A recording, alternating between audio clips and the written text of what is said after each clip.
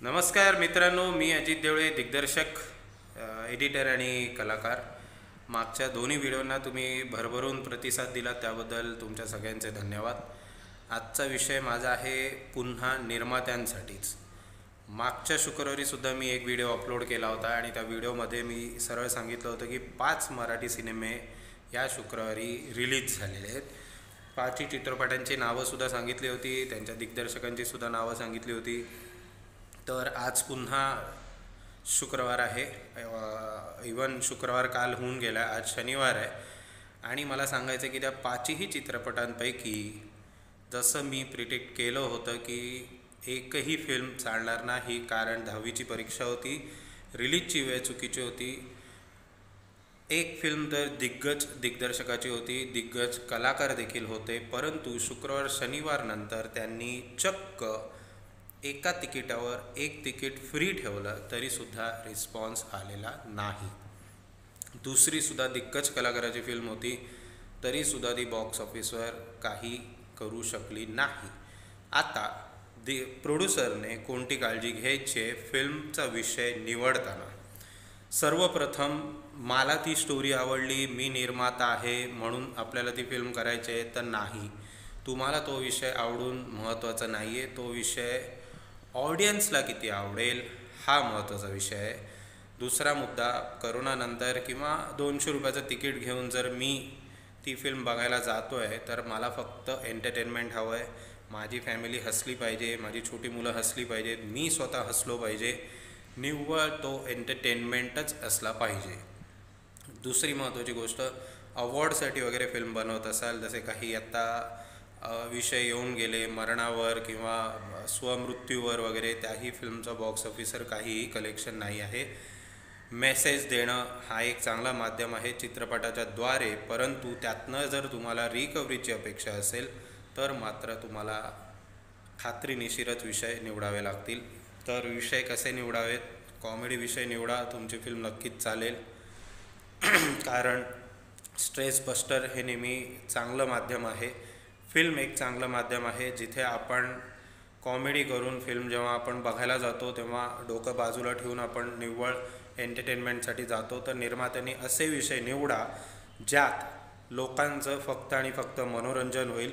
आणि हे हिंदीमधल्या लोकांना कळतं आहे, त्यांना या गोष्टी समजत आहेत, म्हणून त्याचे पार्ट 1, पार्ट 2, पार्ट 3 येत आहेत आणि सगळे पार्ट हिट होत आहेत. तर आता महत्त्वाची दुसरी गोष्ट म्हणजे, ज्या निर्मात्यांना एक चुकीची समज आहे किंवा काही डिरेक्टर त्यांना असे अप्रोच होतात जे सांगतात, सर 50 ते 60 लाखात फिल्म बनते, 40 लाखाचं तर अनुदान मिळतं, 8-10 लाख आपण गाण्यांमधून कमवून घेऊ, माझी या चॅनलमध्ये ओळख आहे, त्या चॅनलमध्ये ओळख आहे. तर अशा निर्मात्यांना मी आत्ताच वॉर्न करतो की तुम्ही ह्या चित्रपटसृष्टीत जर ह्या कारणांमुळे येत असाल की 50 लाखात फिल्म बनवून 40 लाख अनुदान घेऊ, 10 लाख अडकलेत ते गाण्यातनं काढू, बाकी थिएटरिकल राईट्समधून करू, हे करू, तर तुम्ही या क्षेत्रात उतरू नका. कारण हे खोटं आहे. वर्षाला सरासरी माझ्या मते 120 ते 130 चित्रपट रिलीज होतात. हो, बरोबर ऐकताय तुम्ही, 120 ते 130 चित्रपट रिलीज होतात. त्यात आपल्याला फक्त 10 ते 12 सिनेमांची नावं माहिती असतात, ते येऊन गेलेत हे आपल्याला माहिती असतं. परंतु बाकीचे 80-90 चित्रपट हे कधी येतात कधी जातात हे कोणालाही कळलेलं नाही. आणि ते सगळे निर्माते हे वन टाईम प्रोड्युसर असतात, ते पुन्हा या क्षेत्रात उतरत नाहीत. आवड असूनही, पैसा असूनही त्यांना पुढे जाता येत नाही, कारण त्यांचा पहिला अनुभवच खूप वाईट ठरतो. आता तो वाईट का ठरतो? हे असे जे दिग्दर्शक फिरत आहेत, जे एक सिरियल असिस्टंट केलेत किंवा एका फिल्मला असिस्टंट केलेत, ते आपल्या गावात जातात, त्याची चर्चा होते, नको तो सत्कार होतो, मान्यवर आपल्या इथे उपस्थित आहेत वगैरे वगैरे, त्यांची तारीफ केली जाते. त्यातनं एक निर्माता त्यांना अप्रोच होतो, ते स्वयंभू डिरेक्टर म्हणून लॉन्च होतात. चुकीची माहिती त्यांना असते, फिल्म रिलीजची माहिती नसते, फिल्म मेकिंगची माहिती नसते. आम्ही असं नाही म्हणत आहे की सगळेच डिरेक्टर जे नवीन येत आहेत ते असे आहेत, परंतु मी एडिटर असल्याकारणाने माझ्याकडे आज 6 ते 7 सिनेमे असे आहेत जे बनवून तयार आहेत, ज्याचा पुढे काही वाली नाही आहे, ज्याला कोणी पुढे बघणारं नाही आहे. डिरेक्टर ती फिल्म सोडून गेलेला आहे, प्रोड्युसर त्या फिल्मकडे लक्ष देत नाही आहे, कारण जितका पैसा गेला तितका गेला. आता माझ्याकडे पुढील गोष्टींसाठी पैसा नाही असं त्यांचं मत आहे आणि बरोबर आहे, कारण त्यांना सांगण्यातच येतं की एवढाच खर्च आहे, पुढे आम्ही रिलीजसाठी पार्टनर बघू किंवा याव करू किंवा त्याव करू, त्यामुळे त्याही लोकांची चूक नाही आहे. म्हणून मी असे व्हिडिओ बनवतो आहे की त्या निर्मात्यांपर्यंत हे व्हिडिओ पोहोचावेत की चित्रपटसृष्टीत येताना आपल्याला नेमकी काय काळजी घ्यायची.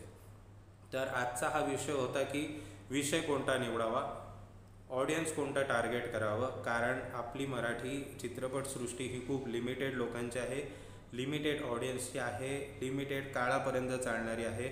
आणि जर आता मराठी चित्रपटसृष्टीला पुन्हा वर आणायचं असेल तर सगळ्यांनी एकजूट होण्याचा प्रयत्न करावा, ठरवून पिक्चर रिलीज करावेत. असा मुद्दा येऊच नाही की 4 ते 5 सिनेमे एका शुक्रवारी रिलीज होत आहेत. मी मागच्या व्हिडिओतही सांगितलं होतं निर्मात्यांना की डिस्ट्रीब्युटरचं काम आहे तुम्हाला सांगणं की हा करेक्ट वेळ आहे, तुम्ही तेव्हाच रिलीज करा किंवा तेव्हाच रिलीज करा. परंतु शक्यतो आपण प्रयत्न करूया की एका शुक्रवारी एकच विषय येईल. मागच्या शुक्रवारी लग्न ह्या विषयावर 2 मोठे सिनेमे आले. ह्या शुक्रवारी सुद्धा लग्न या विषयावर एक फिल्म आलेली आहे. आता म्हणजे कीस पडलेला आहे ह्या विषयांचा. काहीतरी नवीन लोकांना दाखवायचं असेल तर तुम्हाला काहीतरी नवीन विषय घेऊन नक्कीच यावं लागेल. एंटरटेनमेंट होईल असेच विषय निवडा. मी वारंवार सांगतोय कॉमेडी विषयाकडे तुम्ही जास्त भर द्या, कारण कॉमेडी फिल्म या मार्केटमध्ये चालतात. तर निर्माते जगले तर आपण जगू हा माझा एकच मुद्दा आहे. त्यामुळे त्यांना कोणतंही चुकीचं गायडन्स देऊ नका, चुकीची माहिती देऊ नका, त्यांना नको त्या दिशेने भरकटवू नका. कारण मी स्वतः 17 ते 18 वर्षाच्या करिअरमध्ये बघितलं आहे की 80 ते 90% प्रोड्युसर हे फक्त वन टाईम आहेत. ते त्यापुढे फिल्म बनवत नाहीत आणि ते अजून 50 जणांना जाऊन सांगतात की आम्हाला तर एवढ्याचं नुकसान झालं आहे, तेवढ्याचं नुकसान झालं आहे. त्यामुळे येणारे जे निर्माते आहेत ते सुद्धा थोडेसे बॅकफूटला येतात की नाही यार माझ्या मित्रासोबत चुकीचं झालं आहे तर हे माझ्यासोबत सुद्धा होईल. तर हे काही लोकांमुळे ही जी बदनामी सुरू होते किंवा आम्हाला जो स्ट्रगल करावा लागतो आहे निर्माता शोधण्यासाठी, हे ते लोक ह्या गोष्टीला कारणीभूत आहेत जी अर्धवट माहिती घेऊन फिल्म बनवण्यासाठी मैदानात उतरतात. तर हा व्हिडिओ शक्यतो जेवढ्या जास्त निर्मात्यांपर्यंत पोहोचवता येईल. माझ्या यूट्यूब चॅनलवर अजूनही मी 2 एक ज्युनियर आर्टिस्ट संदर्भात व्हिडिओ टाकलेला आहे, एक पहिला व्हिडिओ टाकलेला आहे जो चित्रपट कधी रिलीज करावा, त्याच्याही अगोदर एक तिसरा व्हिडिओ टाकलेला आहे की नवीन निर्मात्याने फिल्म क्षेत्रात येण्याच्या पहिले काय काळजी घ्यायचे. आत्ताही हा व्हिडिओ टाकतोय कारण फक्त एकच निर्माता जगला तर आपण जगू. एका निर्मात्याची उत्कृष्ट फिल्म झाली तर सर्व टेक्निशियन्सची घरं चालतील, त्यांची नावं होतील, त्यांचा सत्कार होईल, त्यांचे वाहवा होईल, त्यांना पुढे अजूनही 10 कामं मिळतील. परंतु एक फिल्म फ्लॉप झाल्याने त्याच्यातल्या निगडीत सर्व लोकांना नुकसान होतो. मग तो प्रोड्युसर असो, डिरेक्टर असो, ॲक्टर असो, मेकअपमॅन असो, हेअर ड्रेसर असो, कॉस्ट्यूम असो, कोणी असो, जेवढे तंत्रज्ञ आहेत सगळ्यांना त्यात नुकसान आणि नुकसानच होतं. त्यामुळे एक फिल्म बनवताना काळजीपूर्वक पाऊल उचला, योग्य ती माहिती घ्या, योग्य त्या लोकांसोबत जुळा, योग्य ते व्यवहार करा. निर्मात्यांना मी सतत सांगत असतो तुम्ही स्वतः टेबल खुर्ची घेऊन तिथे बसा, प्रत्येक गोष्टीचा आढावा घ्या, त्याचं क्रॉस चेक करा आणि मगच पैसा तुमचा रिलीफ करा. कोणाच्याही हातात कोणतेही व्यवहार देऊ नका. तुम्ही स्वतः मैदानात उतरा, स्वतः सगळ्या गोष्टी समजा आणि पुढचं पाऊल टाका. तर पुन्हा एकदा फिल्मचा विषय हा निवडताना तुम्ही खूप काळजी घ्या. 4 जणांना विचारा, 50 जणं बसवा, त्यांच्यासमोर स्क्रिप्ट नरेशन करा. 50 पैकी 40 लोकांना जर तो विषय आवडला तर ती फिल्म नक्कीच चालेल, कारण त्या 40 लोकांना ह्या क्षेत्रातली माहिती नसते, ते फक्त सब्जेक्ट ऐकायला म्हणून आलेले आहेत आणि त्यांना विषयच जर एवढा आवडला आहे तर फिल्म नक्कीच आवडेल आणि ती फिल्म योग्य बनेल. ह्याच्यासाठी तुम्ही 100% प्रयत्न करा आणि मराठी चित्रपटसृष्टीला वर आणण्यासाठी आपण सगळे एकजूट होऊया.